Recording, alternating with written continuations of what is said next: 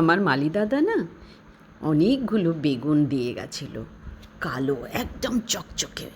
তো আমি ভাবলাম ব্যাস এটা দিয়ে তো দই বেগুন দারুণ হবে। তাই আজকের রেসিপিটা তোমাদের সাথে শেয়ার করছি দই বেগুনের। আমার একটু আলাদা রেসিপি, দেখে নাও। সব থেকে আগে বেগুনগুলোকে আমি গোল গোল করে মোটা মোটা করে কেটে নিয়েছি, ধুয়ে রেখেছি। তারপরে একটা বাটিতে আমি একটু আদা বাটা, নুন, হলুদ, লঙ্কা পাউডার আর তোমার বেসন নিয়েছি। আর ভালো করে সেটাকে আমি মিশিয়ে দিলাম। তারপরে ওই বেগুনগুলোকে একটা একটা করে 2 পিঠ ভালো করে মাখিয়ে নিলাম, দিয়ে আমি 5 মিনিট রেখে দিলাম। এবারে আমি কড়াইতে তেল গরম করলাম, সর্ষের তেল, অবশ্যই এই রান্নাটা সর্ষের তেলে। তারপরে বেগুনগুলোকে একটা একটা করে আমি ছেড়ে দিলাম, ব্যাস উল্টিয়ে দিলাম। 2 পিঠ ভাজা হয়ে গেল। এবারে উঠিয়ে নিলাম, উঠিয়ে রেখে দিলাম। এবারে আবার একটু আমি কড়াইতে তেল দিলাম। এই রান্নাটাতে একটু তেল দিলে ভালো হয়।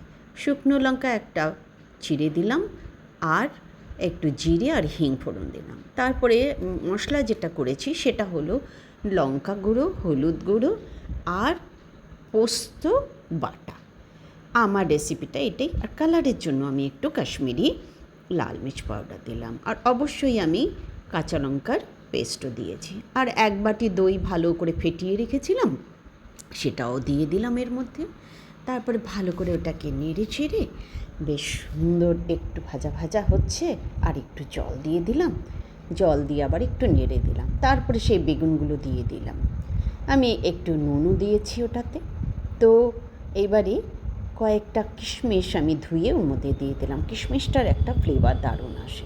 দেখো কি সুন্দর হয়েছে, আর তেলও দারুণ এসে গেছে।